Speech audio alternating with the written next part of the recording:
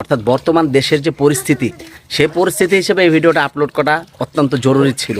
ভিডিওটি দেখুন, তারপরে বলছি। মাননীয় স্বরাষ্ট্রমন্ত্রী গতকাল সংসদে দাঁড়িয়ে দম্ভের সাথে বললেন, সংবিধান সংস্কার কমিটি এটা নাকি কোনো সংবিধানে নাই।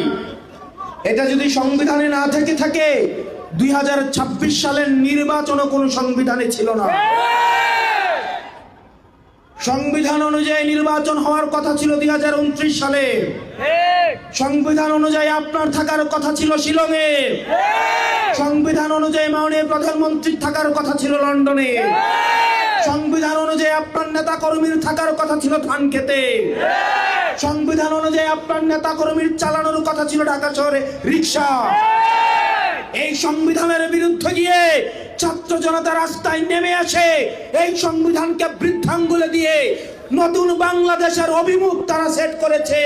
অত্যন্ত পরিতাপের বিষয়, আপনারা ছাত্র জনতাকে বৃদ্ধাঙ্গুলে দেখিয়ে আপনারা জনগণের বিপক্ষে অবস্থান নিয়েছেন। প্রিয় বিএনপি সরকার, আপনারা বুঝতে পারছেন আপনাদের পায়ের তলে মাটি নেই।